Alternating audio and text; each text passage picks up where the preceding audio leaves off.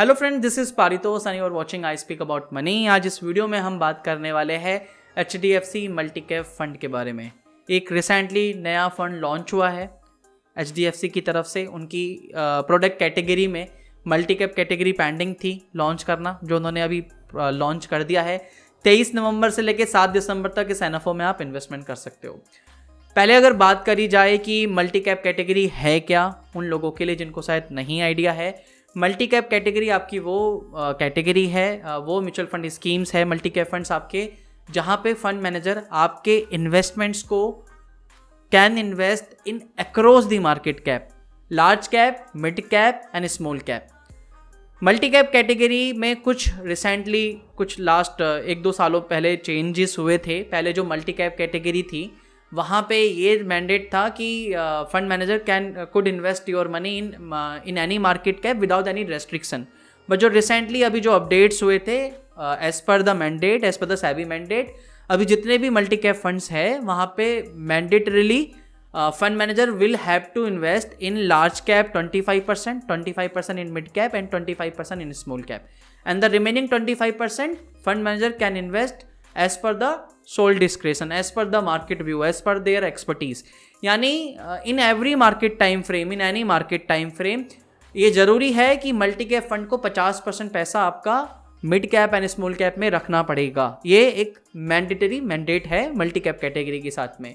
जब ये चेंजेस हुए थे, मल्टी कैप कैटेगरी चेंजेस हुई थी, तो नया कैटेगरी बना था फ्लैक्सी कैप कैटेगरी। तो जितने भी पहले पुराने मल्टी कैप फंड्स थे वो सारे रीनेम्ड हो गए, सारे कैटेगरी चेंज होके फ्लैक्सी कैप फंड बन गए थे। लेकिन जो काफ़ी सारे नए फंड्स लॉन्च हुए मल्टी कैप कैटेगरी में रिसेंटली, अभी देख रहे होंगे कि मार्केट में, और भी इससे पहले एक्सिस का भी मल्टी कैप फंड लॉन्च हुआ था। तो HDFC का सिर्फ ये अपनी प्रोडक्ट बकेट में एक पेंडिंग था मल्टी कैप कैटेगरी, जो उन्होंने अभी लॉन्च किया है। अभी इस particular HDFC multi cap fund को जो मैनेज कर रहे हैं मिस्टर गोपाल अग्रवाल मैनेज करेंगे। मिस्टर गोपाल अग्रवाल का 10 साल का एक्सपीरियंस है। इससे पहले वो मेरा एसेट ग्लोबल इन्वेस्टमेंट में काम करते थे, लेकिन अभी इस फंड को मैनेज करेंगे। बात रही कि मल्टी कैप कैटेगरी की बात करी जाए, और अगर आप इसे कंपेयर करते हो फ्लैक्सी कैप से, क्योंकि एक तरीके का सब्सटीट्यूट ही है, क्योंकि मल्टी कैप कैटेगरी और flexi cap category basically is a diversified funds, क्योंकि यहाँ पे आपका पैसा इन्वेस्ट होता है across the market cap. Large cap का भी आपको पोर्टफोलियो में एलोकेशन मिलता है, मिड कैप का भी मिलता है, स्मॉल कैप का भी मिलता है।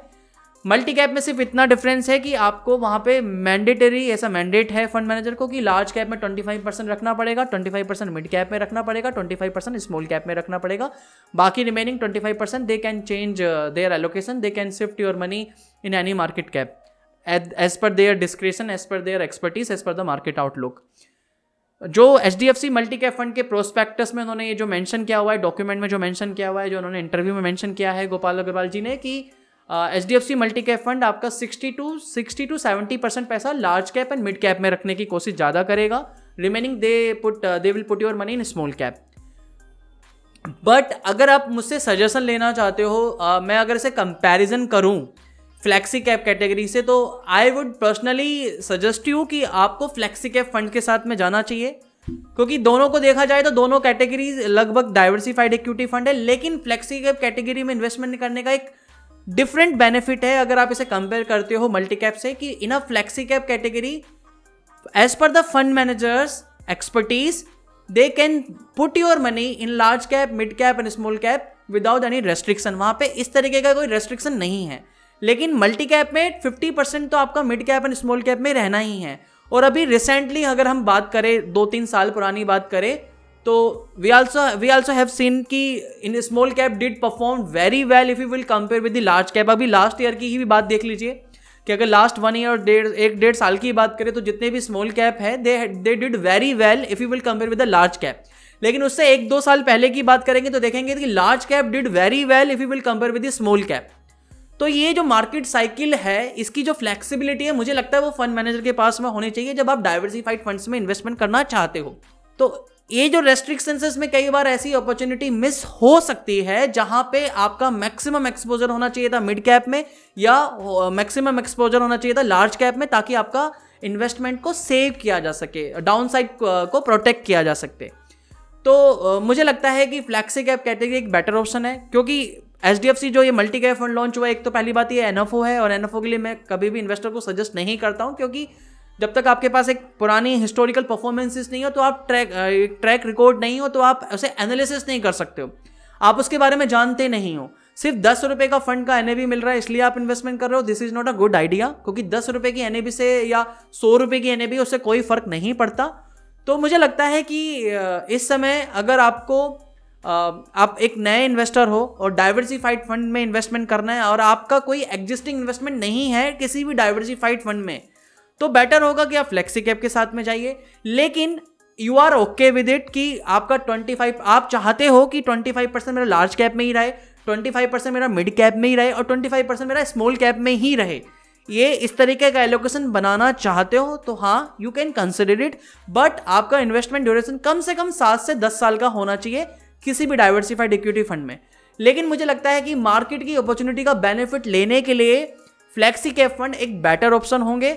आने वाले वीडियोस में वैसे हालांकि मैं बनाऊंगा, पहले भी हमने बनाई थी कि 2022 के लिए कौन से बेस्ट फ्लेक्सी कैप फंड्स होंगे जहां आप इन्वेस्टमेंट कर सकते हो, उनकी रोलिंग रिटर्न एनालिसिस के बारे में बात करेंगे। लेकिन अभी के लिए अगर मुझसे पूछा जाए तो मुझे लगता है कि आप HDFC मल्टी कैप फंड को अवॉइड कर सकते हो अगर आपके पास ऑलरेडी एक फ्लेक्सी कैप फंड्स है। जो रिसेंटली हमने अभी भी देखा है, काफ़ी पहले भी देखा है कि मार्केट की जो साइकिल होती है, in some period of time large cap will do better than the small cap and in some time small cap will do better than the large cap. तो दोनों तरीके का जो ये बैलेंसिंग है, रीबैलेंसिंग, ये फंड मैनेजर के हाथ में होना चाहिए। अगर आप एक डाइवर्सिफाइड फंड में जाना चाहते हो तो वो फ्लेक्सी कैप फंड्स में आपको वो फ्लेक्सिबिलिटी मिल जाएंगी, और इसलिए मुझे लगता है कि इस फंड को आप अवॉइड कर सकते हो। आने वाले टाइम पे हम बताएंगे कि फ्लेक्सी के फंड्स कौन कौन से बेटर हो सकते हैं, कहाँ कहाँ आप निवेश कर सकते हो। तो आज के लिए इतना ही था। आई होप इस वीडियो से कुछ हेल्प मिल पाएगी।